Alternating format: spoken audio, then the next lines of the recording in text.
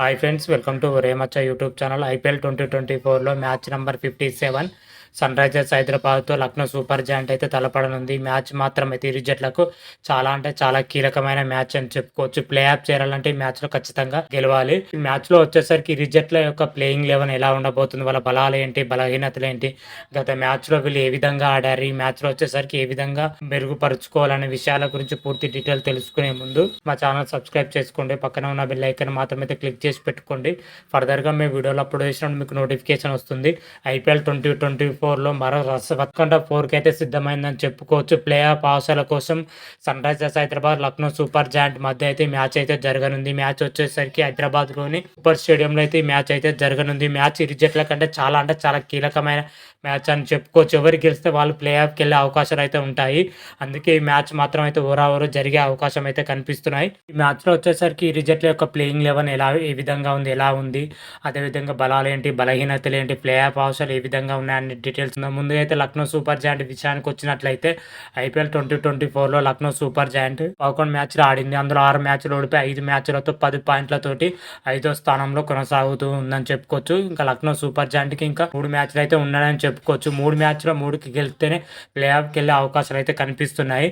Sun రైజర్స్తో హైదరాబాద్తో జరిగే మ్యాచ్లో లక్నో సూపర్ జాయింట్ ఖచ్చితంగా అంటే ఖచ్చితంగా గెలవాలి ప్లే ఆఫ్ చేరాలంటే. లేకపోతే మాత్రం అయితే ప్లే ఆఫ్ చేరే అవకాశాలు అయితే చాలా అంటే చాలా సంక్లిష్టం అయిపోయే అవకాశం అయితే కనిపిస్తున్నాయి. గత మ్యాచ్లో చూసుకుంటే లక్నో సూపర్ జాయింట్ వచ్చేసరికి 98 పరుగుల భారీ తేడాతోని ఓడిపోవడం జరిగింది. అదే లక్నో సూపర్ జాయింట్కి భారీ దెబ్బ తగిలిందని చెప్పుకోవచ్చు. నెట్ రన్ రేట్ వచ్చేసరికి -0.36గా వెళ్ళిపోవడం జరిగింది. ఇది లక్నో సూపర్ జాయింట్ గట్టి దెబ్బ తగిలింది ఐపీఎల్ 2024లో. తర్వాత జరగబోయే మ్యాచ్లో ఖచ్చితంగా అంటే ఖచ్చితంగా భారీ తేడాతోని గెలిస్తేనే రన్ రేట్ మెరుగవుతుంది. అదేవిధంగా 3 మ్యాచ్లో గెలిస్తేనే ఫలితం ఉంటుంది. 2 మ్యాచ్లో గెలిస్తే నెట్ రన్ రేట్ ఆధారంగా ప్లే ఆఫ్కి వెళ్ళే అవకాశం ఉంటుంది. కాకపోతే లక్నో సూపర్ జాయింట్ మాత్రమైతే నెట్ రన్ రేట్ పూర్తిగా మైనస్లో ఉందని చెప్పుకోవచ్చు. నెక్స్ట్ జరగబోయే మ్యాచ్లో భారీ తేడాతోనే గెలిస్తేనే లక్నో సూపర్ జాయింట్కి అయితే ప్లే ఆఫ్ వెళ్ళే అవకాశాలు అయితే కనిపిస్తున్నాయి. ముఖ్యంగా కేకేఆర్తో జరిగిన మ్యాచ్లో మాత్రమైతే బ్యాటింగ్ అయితే పూర్తిగా వైఫల్యం చెందింది. అదేవిధంగా బౌలింగ్లో కూడా పూర్తిగా వైఫల్యం చెందిందని చెప్పుకోవచ్చు. బ్యాటింగ్లో వచ్చేసరికి కేఎల్ రాహుల్ అదేవిధంగా మార్కో స్టోనిస్ మాత్రమే రాణించడం జరిగింది. మిగతా బ్యాటర్లు మాత్రమైతే ఎవరు కూడా రాణించారు. అందరూ కూడా సింగిల్ డిజిట్కే అవుట్ అవ్వడం జరిగింది. ఇప్పుడు ఎస్ఆర్హెచ్తో జరిగే మ్యాచ్లో కేఎల్ రాహుల్, మార్కో స్టోనిస్తో పాటు దీపక్ హూడా, నికోలస్ పూరన్, ఆయుష్ బదోని వంటి ప్లేయర్స్ మాత్రమైతే ఖచ్చితంగా రాణించాలి.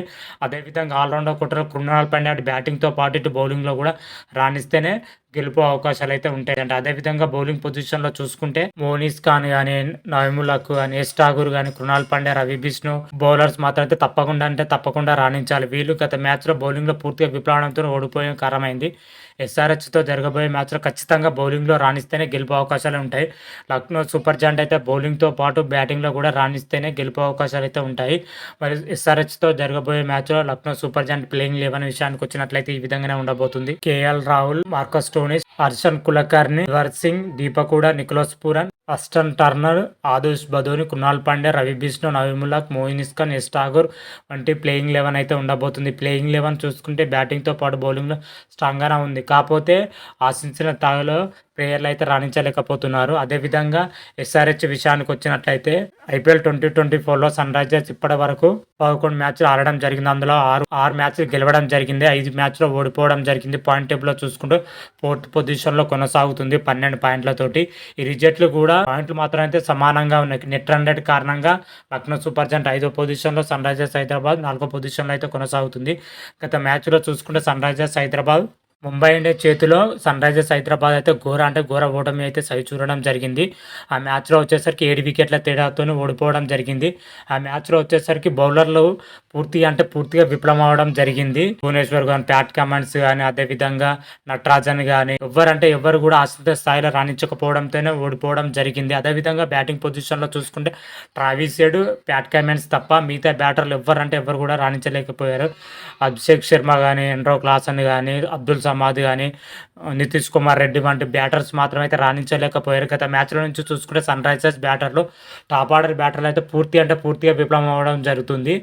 ఎల్ఎస్జీ జరగబోయే మ్యాచ్లో ఖచ్చితంగా టాప్ ఆర్డర్ బ్యాట్స్మెన్స్ రాణిస్తేనే గెలుస్తుంది. అదేవిధంగా ప్లే ఆఫ్ వెళ్ళే అవకాశం అయితే ఉంటుంది. రాణించకపోతే మాత్రమైతే మరోసారి ఓటమి చవి చూస్తుంది సన్ రైజర్స్. ఈ ఓటమి జరిగిందంటే Sunrisers Hyderabad play off నుంచి అయితే అవుట్ అయినట్టే లెక్క. మరి లక్నో సూపర్ జాయింట్తో జరగబోయే మ్యాచ్ సన్ రైజర్స్కి హైదరాబాద్ చాలా కీలకమైన మ్యాచ్ అని చెప్పుకోవచ్చు. ఈ మ్యాచ్లో వచ్చేసరికి అటు బ్యాటింగ్తో పాటు బౌలింగ్లో 2 విభాగాల్లో సన్ రైజర్స్ హైదరాబాద్ తప్పకుండా రాణించాలి. లేకపోతే మాత్రం అయితే ఓడిపోయే అవకాశాలు అయితే కనిపిస్తున్నాయి. లక్నో సూపర్ జాయింట్తో జరగబోయే మ్యాచ్లో సన్ రైజర్స్ హైదరాబాద్ ప్లేయింగ్ 11 ఈ విధంగానే ఉండబోతుంది. Abhishek Sharma, Travis Head, Mayank Agarwal, Nitish Kumar Reddy, Heinrich Klaasen, Abdul Samad, షాజ్ Ahmed, Marco Jansen, Pat Cummins, Bhuvneshwar Kumar, T Natarajan, Ranvir సింగ్తో కూడిన ప్లేయింగ్ 11 అయితే కనిపిస్తుంది. ప్లేయింగ్ లెవెల్ మాత్రం అయితే చాలా స్ట్రాంగ్ ఉందని చెప్పుకోవచ్చు. మరి ఇరు జట్ల యొక్క పొజిషన్లో చూసుకుని ఇరు జట్లు మాత్రం అయితే సమవుజ్జులుగానే కనిపిస్తున్నాయి. అటు బ్యాటింగ్ పొజిషన్లో కానీ బౌలింగ్ పొజిషన్లో అయితే సమవుజ్జులుగానే కనిపిస్తున్నాయి.